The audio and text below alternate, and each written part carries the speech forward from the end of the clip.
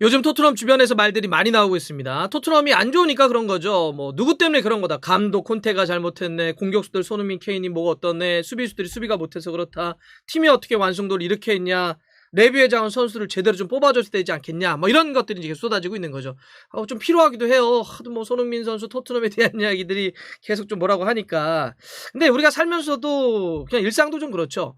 하려고 했던 일이 안 되거나 프로젝트가 무너지게 되면 화살을 그 책임을 남에게 쏘기 시작하죠. 빵빵빵. 너 때문에 그런 거야. 네가 잘못해서 그런 거야. 책임은 너에게 있어. 폭탄 돌리고 화산을 상대에게 쏘는 이런 이제 행위를 많이 하게 됩니다. 이렇게 되면 그 팀이나 모임이나 이런 게 좀 무너지게 됩니다. 조직이.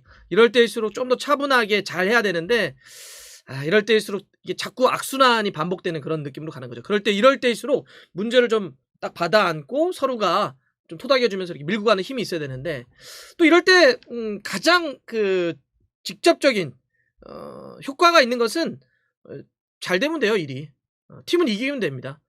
승리하게 되면 뭐 이렇게 막 시끄러웠던 말들이 언제 그랬냐는 듯이 쑥 내려가게 돼요.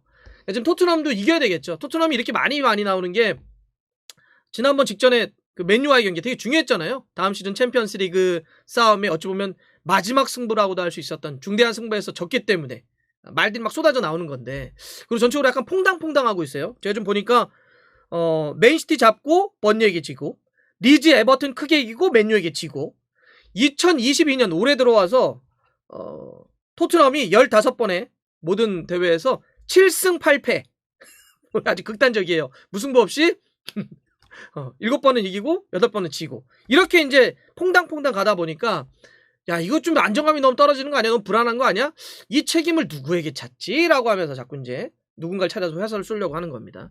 자, 이러기 위해서는 이제 이겨야 되는데, 물론 지금 이제 순위 싸움도 뭐 분위기를 바꾸는 것도 토트넘의 의미가 있지만, 순위도 토트넘이 더 끌어올리긴 해야 돼요. 맨유에게 지면서 순위가 지금 8위까지 밀렸는데, 45점이거든요?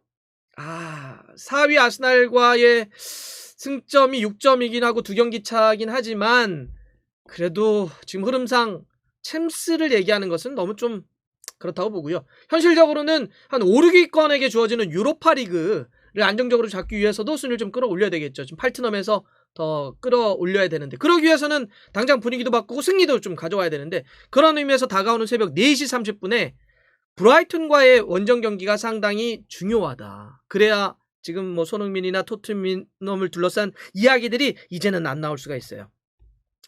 자, 그러면 이제 토트넘 입장에서는 잡아야 되는 경기인데, 브라이튼이 어떤 팀인지 좀 알면 우리가 이 경기가 대충 어떻게 흘러가겠구나 이런 걸 이해할 수가 좀 있잖아요. 브라이튼 얘기를 그래서 좀 한번 해보려고 하는데, 브라이튼 여러분들 올 시즌 초반에 최고의 돌풍팀 그러면 바로 이 브라이튼이었죠. 그 갈매기 엠블럼 있잖아요. 예.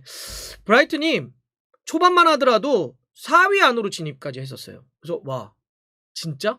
이러다가 진짜 뭐 챔피언스리그 가는 거야? 브라이튼이? 대박의 느낌이었죠. 9라운드 10라운드까지도 버티면서 빅4를 위협할 수 있는 그 순위까지 좀 지켰고, 그때 그래서 그레엄 포터 감독이 뭐 토트넘이라든지 몇몇 팀들이 새로운 감독, 맨유도 그렇고 야, 새로운 감독이 좀 필요하지 않아? 그러면 항상 거론됐던 감독이 바로 이 브라이턴의 포터 감독이었습니다. 진짜 잘 나갔었어요. 그런데 이 축구계나 스포츠 쪽에 있는 말들이 있잖아요. 결국 내려갈 팀은 내려가고 올라올 팀은 올라온다. 물론 레스터처럼 끝까지 버텨서 우승한 사례도 있지만 대개 보면 이런 경향성들이 나타나게 되는데, 브라이튼이 이렇게 내려와서 현재는 13위까지 쳐졌습니다. 최근에는 더욱더 좋지 않아요. 이제 올해 들어와서 더 그런 경향성들이 나타나고 있는데, 최근 프리미어리그 브라이튼이 5연패입니다. 맨유에게 졌고요, 번리에게 졌고, 빌라에게 졌고, 뉴캐슬에게 졌고, 리버풀에게도 무너졌습니다.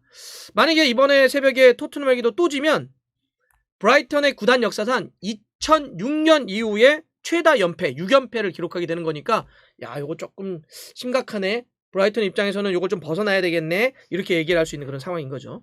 그러면 왜 이렇게 초반만 하더라도 프리미어리그 올 시즌 최대의 돌풍팀, 그래서 그레엄 포터 감독이 엄청나게 명장이다라고 하는 아주 좋은 평가를 받으면서 빅클럽들의 어떤 이 움직임까지 있었던 이런 감독과 팀이 왜 이렇게 무너졌을까? 이 이야기를 해봐야 되겠죠. 그래야 새벽 경기가 저희가 좀 지켜보면서 이런 포인트가 있구나, 이런 걸 좀 이해할 수 있을 텐데,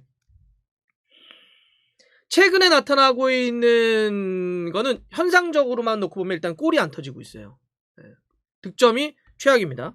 제가 아까 5연패를 당하고 있다라고 말씀드렸는데 이 5경기에서 넣은 골이 한 골밖에 되지 않아요. 그리고 실점은 엄청나게 하고 있는데 실점이 경기당 2골 이상씩 계속 내주고 있습니다. 근데 일단 딱 눈으로 보면 야 5경기에서 한 골은 좀 심하다 이렇게 볼 수 있겠지만 근데 여기에 핵심은 저는 물론 공격은 뭐 계속 문제이기도 했지만 공격 자체보다는 수비가 결국은 공격의 약화까지 불렀다. 그래서 현재의 브라이턴을 이해하는 데 있어서 핵심은 수비라고 볼 수 있습니다. 자, 무슨 얘기냐면 지난해 여름, 그러니까 이번 시즌 시작하기 직전에 여름 이적 시장 때 누가 아스날로 떠났죠? 맞습니다. 중앙 수비수 혹은 측면까지도 보는 벤 화이트가 떠났습니다. 굉장히 중요한 선수였죠. 벤 화이트는. 네.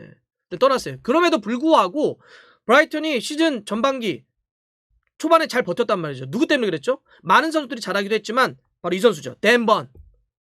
댄 번이 굉장히 잘해줬어요. 그래서 벤 화이트가 떠났음에도 불구하고 아주 강한 수비를 바탕으로 해서 공격까지도 펼쳐줬단 말이죠. 벤 화이트나 댄 번의 특징은 뭐냐면 이 선수들은 그 수비 라인은 웬만한 곳은 이렇게 멀티성, 호환성이 굉장히 강하다는 겁니다. 그래서 백스를 쓰거나 백포를 쓰거나 감독이 여러 가지 다양한 전술을 구사할 때 이 수비수들이 여러 가지 역할을 한다는 건데 차례차례로 떠나다 보니까 갑자기 수비가 확 불안해진 거예요. 네. 게다가 뭐 이번 경기 같은 경우는 이제 아담 웹스터까지 수비자원의 부상으로 못 뛰게 되는데 자 이렇게 벤 화이트 떠나고 그러다가 지켜졌던 댄 번이 뉴캐슬에서 떡상한 이유가 하나가 댄 번이 뉴캐슬 가면서 수비를 딱 잡아주니까 뉴캐슬이 확 올라온 것도 있거든요. 자 이렇게 댄 번까지 떠나다 보니까 어떤 문제가 야기됐느냐. 일단 전체적인 수비도 불안해지지만 이 수비 불안이 공격으로도 이어졌던 게 자 보세요.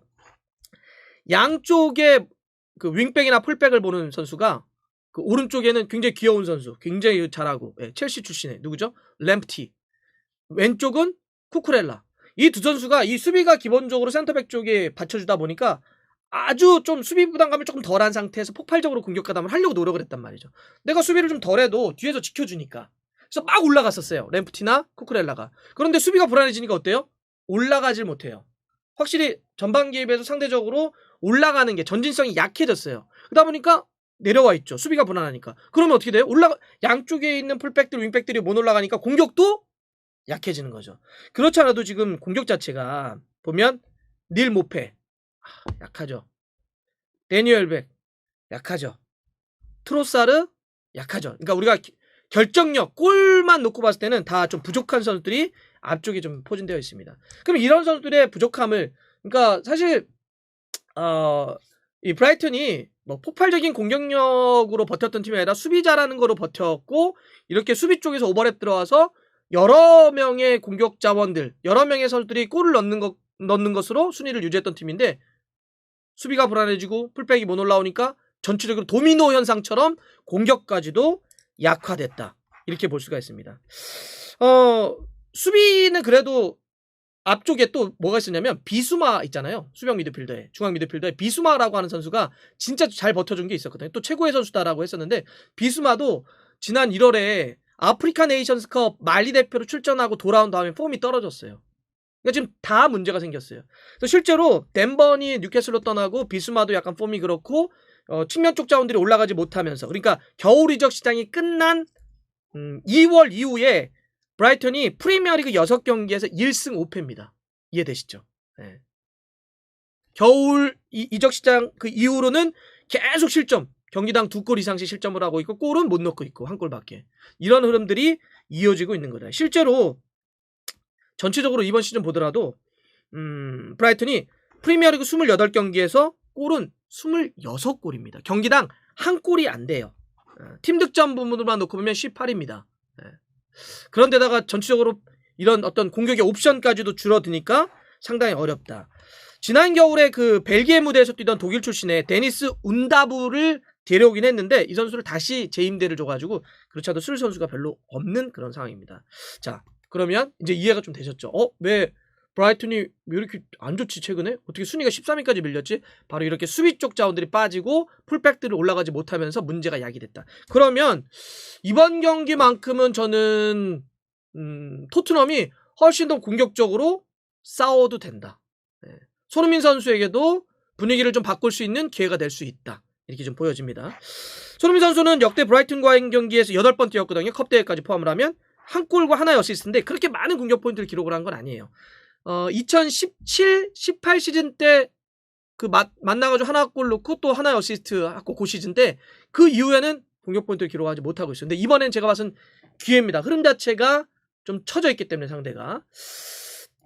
자, 그런 상태에서 예상 선발 라인으로 한번 볼까요? 홈팀인 브라이튼 같은 경우는 일단 이번에는 포백 4-2-3-1로 한번 그려볼게요. 최전방에 닐 모페, 왼쪽에는 트로사르, 그다음에 그로스, 오른쪽에 이제 솔로마치, 그다음에 이렇게 중앙 미드필더 2명은 비수마하고 모데르, 그다음에 왼쪽은 쿠쿠렐라, 루이스 덩크, 펠트만, 그다음에 램프티, 그리고 골키퍼는 로베르트 산체스 이렇게 할게요. 토트넘은 지금 스킵은 왜 이렇게 오랫동안 못 나오는 거지? 스킵! 세스형 탄강가 못 뜁니다. 그런 상태에서 아마 큰 변화는 없을 것 같아요. 3-4-3 이렇게 유지될 것 같은데요. 3톱은 해리케인, 손흥민, 쿨룹자스키, 그리고 그 미들 쪽에는 레길론, 호이베르, 벤탄쿠르, 도어티, 백스리는 벤 데이비스, 다이어, 로메로, 골키퍼는 요리스가 쓸 것 같습니다. 이 경기는 일단 분위기를 바꾸는 게 중요해요. 그 다음에 이제 순위 다툼을 한번 좀 봐야 될 텐데 어떻게 될까요? 4시 30분입니다. 이때 그 중요한 경기 아스날과 리버풀 경기도 거의 시차 비슷하게 좀 열리거든요. 이 두 경기가 다 중요하니까 함께 보시면 좋을 것 같습니다.